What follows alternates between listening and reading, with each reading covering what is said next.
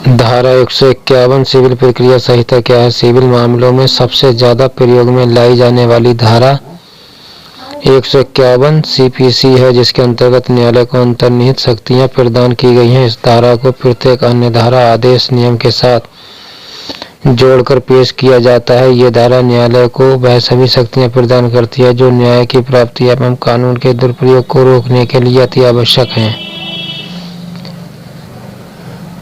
न्यायालय की अंतर्निहित शक्तियां बहुत ही व्यापक हैं और किसी भी तरह से संहिता के प्रावधानों द्वारा नियंत्रित नहीं है। वे संहिता द्वारा न्यायालय को विशेष रूप से प्रदत्त शक्तियों के अतिरिक्त प्रदान की गई हैं और न्यायालय उनका प्रयोग करने के लिए पूर्ण रूप से स्वतंत्र है। इस प्रकार प्रदत्त शक्तियों के प्रयोग पर एकमात्र सीमा ये है कि जब इनका प्रयोग किया जाता है तो वे स्पष्ट रूप से प्रदान किए गए या किसी विशेष विषय को पूरी तरह से कवर करते हैं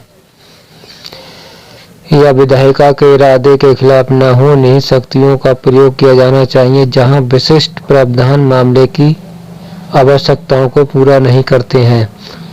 ये धारा स्वयं ही कहती है कि संहिता में कुछ भी न्याय के उद्देश्यों के लिए आवश्यक आदेश देने के लिए न्यायालय की अंतर्निहित शक्ति को सीमित या अन्यथा प्रभावित करने वाला नहीं माना जाएगा। इस तरह के एक स्पष्ट बयान से ये मानना संभव नहीं है कि संहिता के प्रावधान निहित शक्ति को सीमित करके या अन्यथा इसे प्रभावित करके नियंत्रित करते हैं।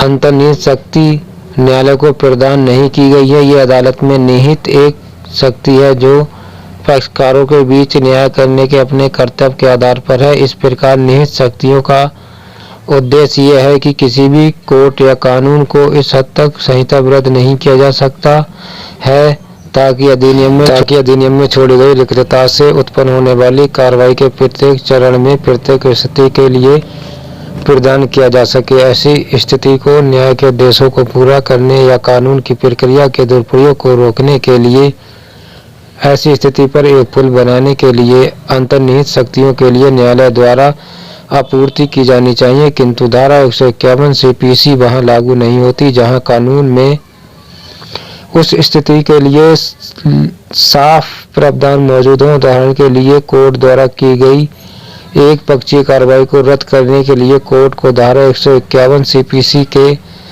अंतर्गत दाखिल आवेदन अंतर्निहित शक्तियों की परिधि में नहीं आता है, क्योंकि ऐसी कार्रवाई के लिए संहिता के आदेश 9 नियम 7 में प्रावधान मौजूद हैं। सुप्रीम कोर्ट ने सौम्यनाथ सिन्हा बनाम कृष्ण कुमार नाग AIR 1967 SC 1440 के मामले में ये निर्धारित किया कि अदालत में एक अंतर्निहित शक्ति है जिससे एक लेखकीय गलती को ठीक करने के लिए निर्णय पारित किया है या एक आकस्मिक भूल या चूक से उत्पन्न होने वाली त्रुटि और अपने फैसले को बदलने के लिए ताकि इसके अर्थ को प्रभावी बनाया जा सके। सुप्रीम कोर्ट ने न्यायमूर्ति बोबेन LJ के मेलोर बनाम स्वेरा के मामले को संदर्भ करते हुए कहा, जहां ये कहा गया है कि हर अदालत को अपने स्वयं के रिकॉर्ड पर अंतर्निहित शक्ति प्राप्त है जब तक कि वे रिकॉर्ड अपनी शक्ति के भीतर हैं और ये उनमें किसी भी गलती को ठीक कर सकता है। एक आदेश पारित हो जाने पर भी न्यायालय द्वारा संशोधित किया जा सकता है ताकि अपने इरादे को पूरा किया जा सके और आदेश दिए जाने पर अदालत का अर्थ व्यक्त किया जा सके। इसी तरह दंड प्रक्रिया संहिता में आपराधिक न्यायालय के अधिकार क्षेत्र के प्रयोग के लिए आवश्यक प्रावधान शामिल हैं, जबकि सिविल प्रक्रिया संहिता की धारा 151 सीपीसी के तहत सभी सिविल न्यायालयों में निहित शक्तियों के अस्तित्व को मान्यता देती है, जिनमें निचली अदालतें एवं उच्च न्यायालय भी शामिल हैं। किंतु आपराधिक प्रक्रिया संहिता केवल उच्च न्यायालय में धारा 482 के तहत ऐसी सभी अंतर्निहित शक्तियों को मान्यता देती हैं। इसी प्रकार रामप्रकाश अग्रवाल बनाम गोपी कृष्ण के मामले में सुप्रीम कोर्ट ने कहा कि धारा 151 सीपीसी के अंतर्गत अंतर्निहित शक्तियों का उपयोग निम्नलिखित स्थितियों में किया जा सकता है। नंबर 1, जब धारा 151 सीपीसी में किसी स्थिति विशेष के कोई उपचार मौजूद न हो। नंबर 2, एक लंबित मुकदमे में नंबर 3, ऐसे व्यक्तियों के पहल पर जो न्याय और समानता के अनुरूप पक्षकार हों। नंबर 4, उन मामलों में जहां एक पक्ष पूर्वग्रह से ग्रस्त है। नंबर 5, न्यायालय की विफलता के मामले में। नंबर 6, अदालत से धोखाधड़ी के मामले में पक्षकार से धोखाधड़ी एक अलग स्थिति है। नंबर 7, सूट के समेकन के लिए जहां तथ्य और कानून के समान प्रश्न हैं, जहां पार्टियों के गलत संयोजन का मामला नहीं हो, लेकिन ऐसी शक्तियों का इस्तेमाल निपटाए गए मामलों को फिर से खोलने या निष्पादन को रोकने के लिए किसी ऐसे व्यक्ति जो बात का पक्षकार नहीं था के कहने पर नहीं किया जा सकता है, एवं ऐसी शक्तियों का प्रयोग कानून के स्पष्ट और विशिष्ट प्रावधानों के साथ संघर्ष या उल्लंघन में नहीं किया जा सकता है। क्या हिंदू विवाह अधिनियम 1955 के तहत कार्रवाई में किसी पक्ष की चिकित्सा जांच मानसिक स्थिति का पता लगाने के लिए धारा 151 सीपीसी के तहत अनुमत है? इस प्रश्न का जवाब देते हुए सुप्रीम कोर्ट ने कहा कि हालांकि हिंदू विवाह अधिनियम में किसी पक्ष की चिकित्सा जांच का प्रावधान नहीं है, लेकिन अदालत के पास पक्षों का पूर्ण न्याय करने के लिए सभी आदेश पारित करने की अंतर्निहित शक्ति है। ये अच्छी तरह से तय है कि अदालत का प्राथमिक कर्तव्य यह देखना है कि सच्चाई सामने आए, इसलिए ऐसी स्थिति में चिकित्सा जांच का आदेश दिया जा सकता है। एक ट्रिब्यूनल अथवा अदालत अपने द्वारा पारित किए गए निर्णय को धारा 151 सीपीसी की शक्तियों के तहत वापस ले सकती है।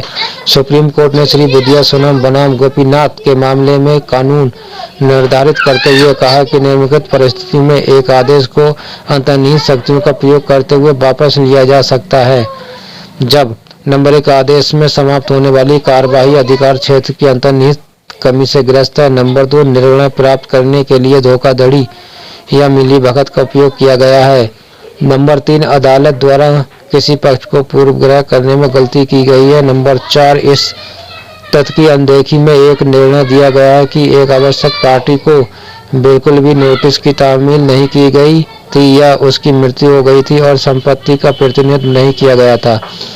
हिंदू विवाह अधिनियम के तहत एक वैवाहिक कार्यकड़ी का विचारण कर रहे एक सिविल कोर्ट सीपीसी की धारा 151 के तहत अपनी अंतर्निहित शक्तियों का प्रयोग करते हुए हिंदू विवाह अधिनियम की धारा 27 के अंतर्गत नहीं आने वाली संपत्ति के संबंध में भी राहत प्रदान कर सकता है। अदालत द्वारा अंतरिम आदेश दिए जाते हैं क्योंकि वे याचिकाकर्ताओं के हितों की रक्षा के लिए आवश्यक हैं जब तक कि अधिकारों पर अंतिम निर्णय नहीं हो जाता है। यहाँ तक कि जहाँ यह कानून में प्रदान नहीं किया गया है तो भी अदालतों के पास अंतरिम आदेश पारित करने की अंतर्निहित शक्तियां हैं। जब एक कानून के किसी विशेष प्रावधान के तहत एक आवेदन दायर किया जाता है लेकिन उसके तहत उक्त आवेदन चलाने योग्य नहीं पाया जाता या अदालत या ट्रिब्यूनल को उसके तहत मांगी गई राहत देने की कोई शक्ति नहीं है, हालांकि उक्त आवेदन को किसी अन्य प्रावधान के तहत बनाए रखने योग्य पाया जाता है। ऐसी स्थिति में एक ही अदालत या ट्रिब्यूनल के समक्ष दाखिल किए गए आवेदन का लेबल या नामकरण कोई मायने नहीं रखती है और मांगी गई राहत किसी पक्षकार को अस्वीकार नहीं की जानी चाहिए। निष्कर्ष, धारा 151 सीपीसी के अंतर्गत अंतर्निहित शक्तियों के पीछे पूर्ण न्याय का आशय प्रकट होता है और किसी भी कानून अथवा कोर्ट में सारी परिस्थितियों पर प्रावधान हो पाना मुश्किल होता है, किंतु उक्त अंतर्निहित शक्तियां अदालत को अस्तित्व से ही प्राप्त हैं। अदालत को ऐसी शक्तियां प्रयोग में लेते हुए इस बात को जरूर ध्यान रखना चाहिए कि ये किसी अन्य कानून में मौजूद न हो। सारांश में धारा 151 पक्षकारों के सारे अधिकार को पूर्वग्रह के सुरक्षित करती हैं।